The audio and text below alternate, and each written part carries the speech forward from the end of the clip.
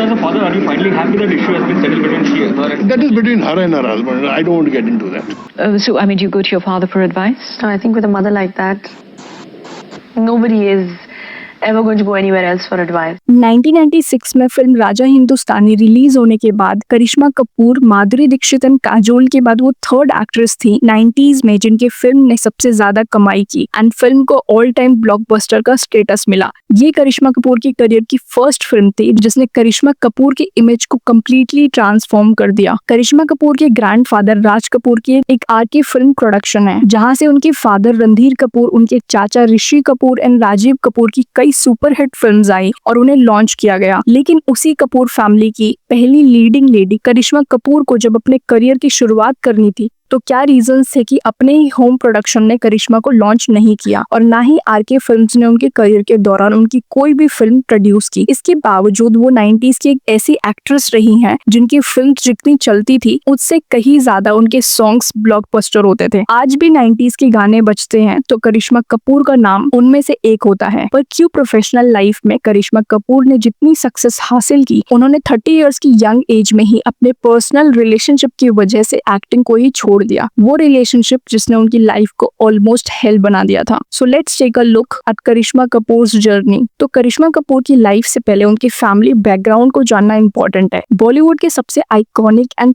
Powerful family Kapoor family में 25 जून 1974 में करिश्मा Kapoor born हुई। उनके grandfather Raj Kapoor not just a successful actor but also one of the most legendary directors of Hindi cinema रहे। राज कपूर की 3 बेटे रणधीर कपूर, ऋषि कपूर और राजीव कपूर तीनों ने एक्टिंग को एज अ प्रोफेशन चुना, जिसमें ऋषि कपूर का करियर सबसे सक्सेसफुल प्रूव हुआ। लेकिन जब करिश्मा ने डिसाइड किया कि वो एक्ट्रेस बनेंगी तो पूरी कपूर फैमिली ने स्ट्रांगली अपोज किया। और आयरनी की बात यह है कि वही कपूर फैमिली थी जिनके प्रोडक्शन हाउस आरके फिल्म्स ने हिंदी सिनेमा को डिम्पल कपाड़िया, नरगिस, मंदाकिनी, पद्मिनी और वैजयंती माला जैसे लेजेंडरी एक्ट्रेसेस दिए थे। तो कपूर फैमिली में एक स्ट्रिक्ट ट्रेडिशन था that the daughters of the Kapoor family do not work in films. क्योंकि राज कपूर के 3 बेटे तो एक्टर्स रहे बट उनकी डॉटर्स रीमा कपूर एंड रितु नंदा दोनों ही फिल्म इंडस्ट्री का पार्ट नहीं बनी। और जब एक्ट्रेस बबीता ने रणधीर कपूर से शादी की तब उन्होंने भी करिश्मा के बॉर्न होने से 1 साल पहले ही 26 इयर्स की एज में अपने करियर के पीक पे आके एक्टिंग को क्विट कर दिया। इसी तरह नीतू सिंह जो हिंदी फिल्म इंडस्ट्री की one of the highest paid actress रही हैं, ऋषि कपूर से शादी के बाद उन्होंने भी 1980 के बाद एक्टिंग को छोड़ दिया। तो इन सब एग्जाम्पल से क्लियरली दिखाई देता है कि कपूर फैमिली में एक स्ट्रॉन्ग ट्रेडिशन था कि once a woman enters the Kapoor household her connection with the film world ends,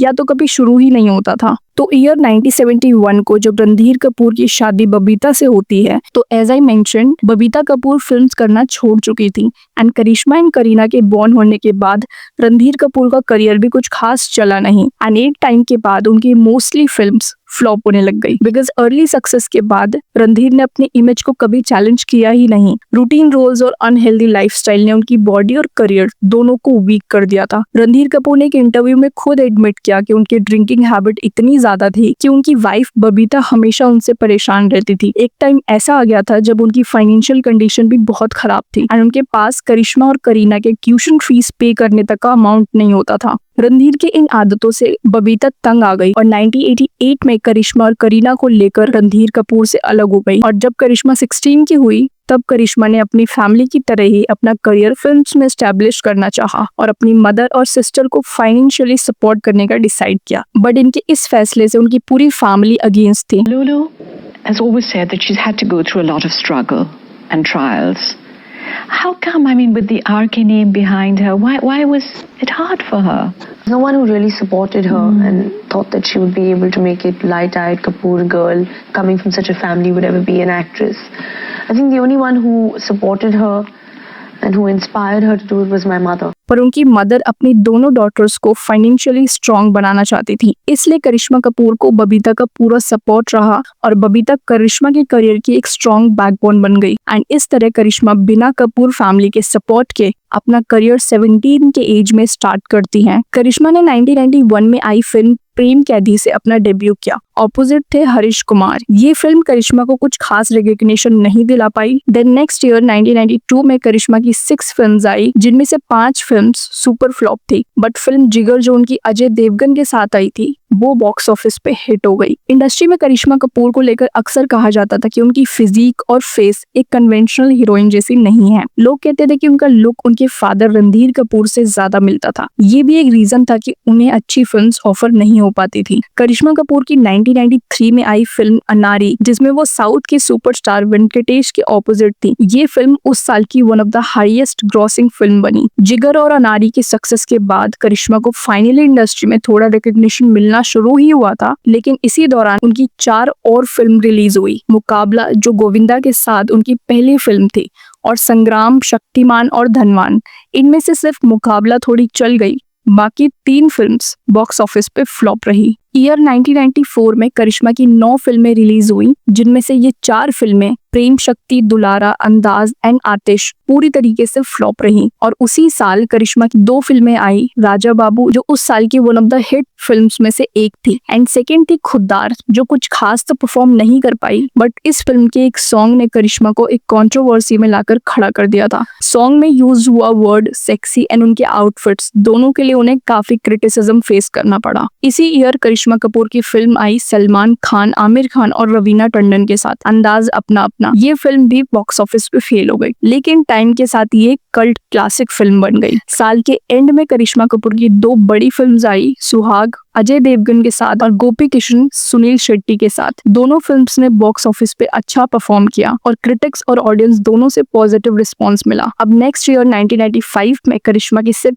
3 films आई, जिसमें से ये 2 पूरी तरीके से फ्लॉप रही, पर कुली नंबर 1 ये फिल्म सक्सेसफुल रही। एंड कुली नंबर 1 के सक्सेस से ये क्लियर हो चुका था कि करिश्मा की ऑडियंस अपील कुछ स्पेसिफिक जॉनराज और पेयरिंग में ज्यादा स्ट्रॉन्ग थी, स्पेशली गोविंदा के साथ कॉमेडी, जिसमें उनकी केमिस्ट्री और कॉमिक टाइमिंग ऑडियंस को इंस्टेंटली कनेक्ट करती थी। तभी तो जब 1996 में करिश्मा की 10 फिल्म्स रिलीज हुई, जिसमें फिर से 5 पूरी तरीके से फ्लॉप रही, बट अगेन करिश्मा की गोविंदा और तब्बू के साथ आई फिल्म साजन चले ससुराल सुपर हिट हुई और इस फिल्म के गाने ऑडियंस को काफी पसंद आए। करिश्मा कपूर अब तक अपने 6 इयर्स के करियर में लगभग 30 फिल्म्स कर चुकी थी, बट जब उनकी साल की बैक टू बैक 5-6 फिल्में फ्लॉप हो जाती थी, तो उनमें से कोई ना कोई एक फिल्म जरूर हिट हो जाती थी, जो उनके करियर में एक होप और कंसिस्टेंसी बनाए रखती थी कि जर्नी अभी खत्म नहीं हुई है। अब इन फिल्मों से बिल्कुल साफ था कि जब इनकी बाकी फिल्म्स फेल हो रही थी, तब भी गोविंदा के साथ उनका मैजिक फॉर्मूला हमेशा काम करता था। उसी ईयर करिश्मा की सनी देओल के साथ 2 फिल्म्स आई, जीत, जिसमें तब्बू एंड सलमान खान भी थे, ये फिल्म सुपर हिट रही और इस फिल्म के साथ इसके सॉन्ग्स भी काफी सुपर हिट रहे। करिश्मा की सेकंड फिल्म सनी देओल के साथ थी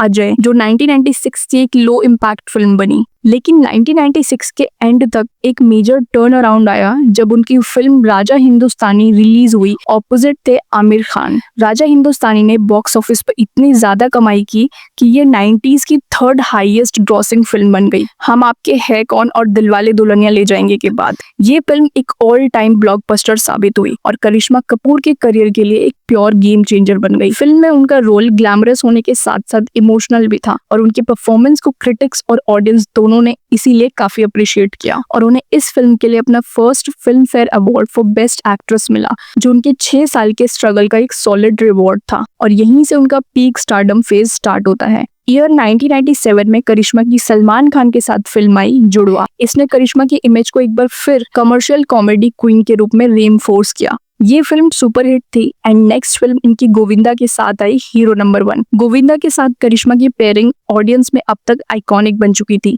फिल्म के सॉन्ग्स को भी ऑडियंस ने बहुत पसंद किया। फिर 1997 में ही करिश्मा ने दिल तो पागल है में माधुरी दीक्षित और शाहरुख खान के साथ काम किया। ये एक big banner Yash Raj film थी और करिश्मा ने इसमें एक स्ट्रॉन्ग और एनर्जेटिक मॉडर्न गर्ल का रोल निभाया, जो ना सिर्फ ऑडियंस को पसंद आया बल्कि उन्हें एक बार फिर फिल्म फेयर अवार्ड भी दिलाया, this time for best supporting actress. And इस फिल्म के लिए करिश्मा को नेशनल फिल्म अवार्ड से भी ऑनर किया गया। इन जस्ट 2 इयर्स करिश्मा कपूर ने अपना पूरा परसेप्शन बदल दिया कि जो एक्ट्रेस कभी फ्लॉप फिल्म्स और क्रिटिसिज्म के लिए जानी जाती थी, वो अब back to back hits, awards और ऑडियंस रिस्पेक्ट की सिंबल बन गई। 1998 से लेकर 2000 तक करिश्मा कपूर का करियर अपने एब्सोल्यूट पीक पर था। ये वो दौर था जब उनकी हर दूसरी फिल्म बॉक्स ऑफिस पे हिट हो रही थी और उनका नाम कॉमेडी, ड्रामा और इवन इमोशनल रोल्स में भी चलने लगा था। और इसीलिए 1996 और 97 के back to back super hits के बाद करिश्मा की 1998 में कोई मेजर फिल्म रिलीज नहीं हुई। उसके बाद 1999 में करिश्मा 5 फिल्मों में दिखी, जिनमें से उनकी एक फिल्म सिलसिला है प्यार का फ्लॉप रही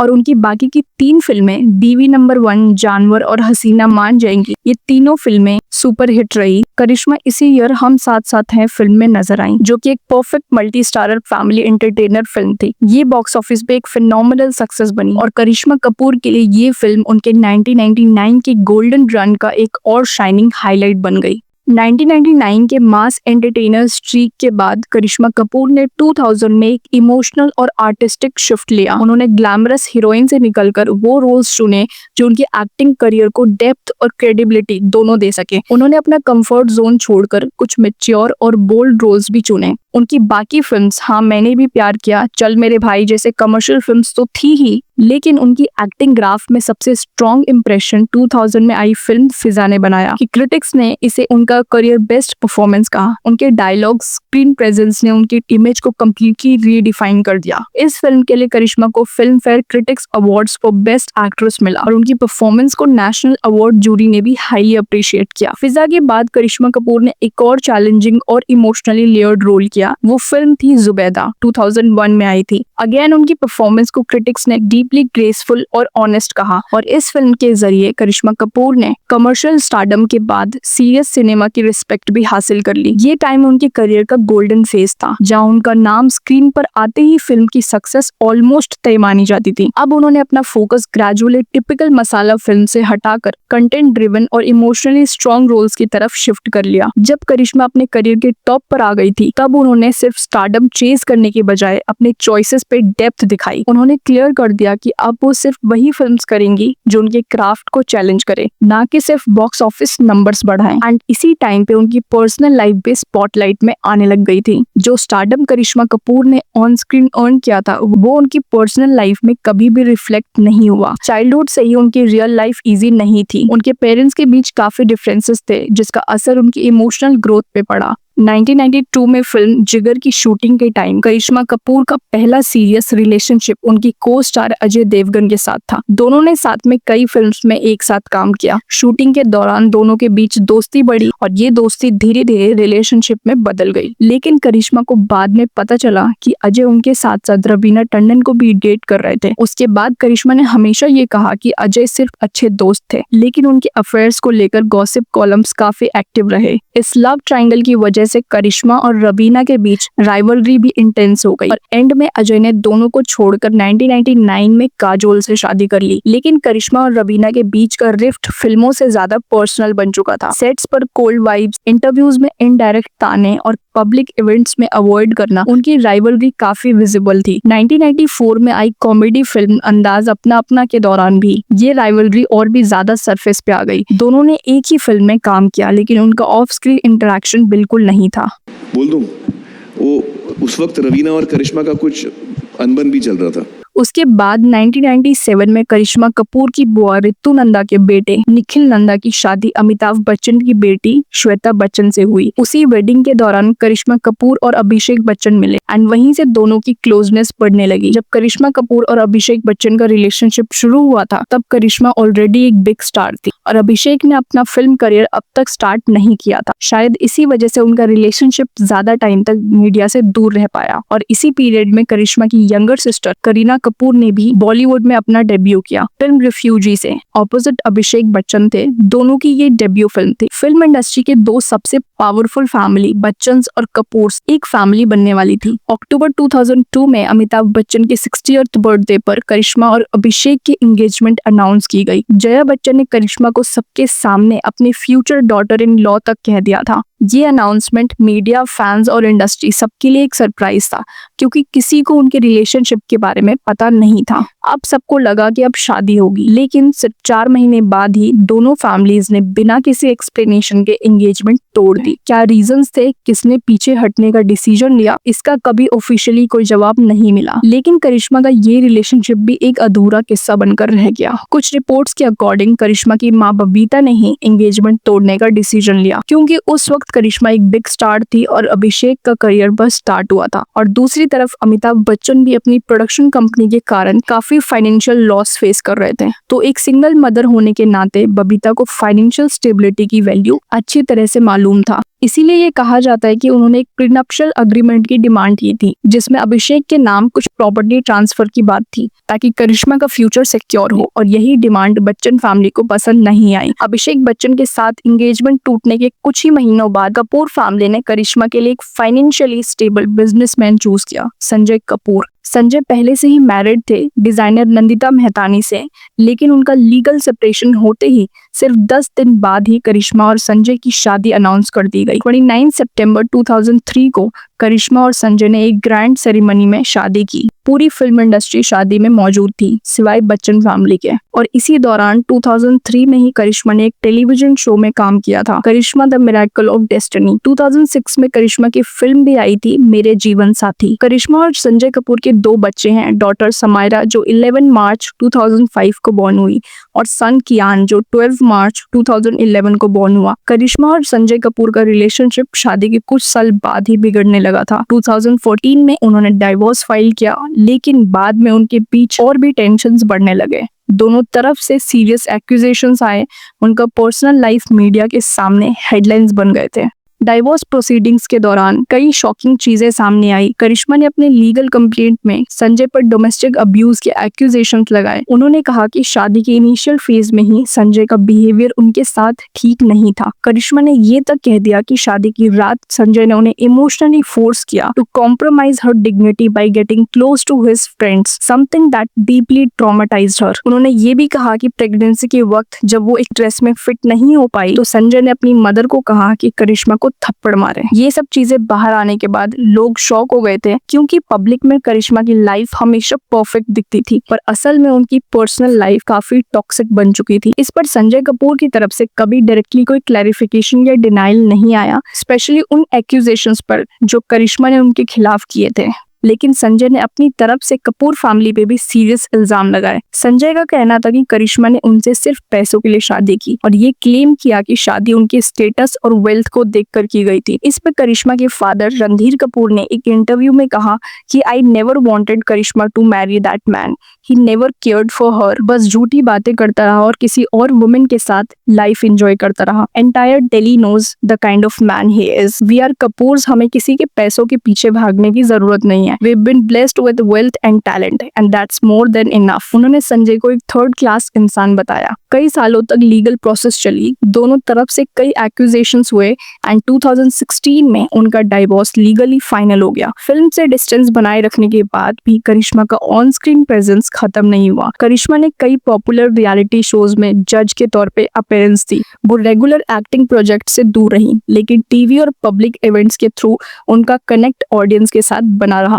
करिश्मा की पर्सनल लाइफ में कभी भी इमोशनल स्टेबिलिटी नहीं थी, और इसी एम्प्टीनेस ने उनके कुछ लाइफ डिसीजंस को अफेक्ट किया, चाहे वो जल्दबाजी के रिलेशनशिप हो या टॉक्सिक मैरिज। कई लोग मानते हैं कि करिश्मा की मां ने उनके करियर को सपोर्ट करके उन्हें फाइनेंशियली इंडिपेंडेंट बनाया, लेकिन उनकी शादी एक ऐसे इंसान से करवा दी जहां सिर्फ पैसा देखा गया, और वही शादी करिश्मा की लाइफ के लिए सबसे बड़ी गलती बन गई। लेकिन बबीता ने करिश्मा के लिए जो फैसला लिया था वो हर माँ की तरह एक प्रोटेक्टिव इंस्टिंक्ट था। अपने खुद के रिलेशनशिप में उन्होंने जो फाइनेंशियल और इमोशनल स्ट्रगल झेला था वो नहीं चाहती थी कि उनकी बेटी भी वही सहे, इसलिए उन्होंने एक ऐसा रिश्ता चुना जो उन्हें स्टेबल और सिक्योर लगा। वो रिश्ता चल नहीं पाया, लेकिन उनका इंटेंशन गलत नहीं था। So that's it for today. I hope you enjoyed the video, and if you did, then don't forget to like, share and subscribe to the channel.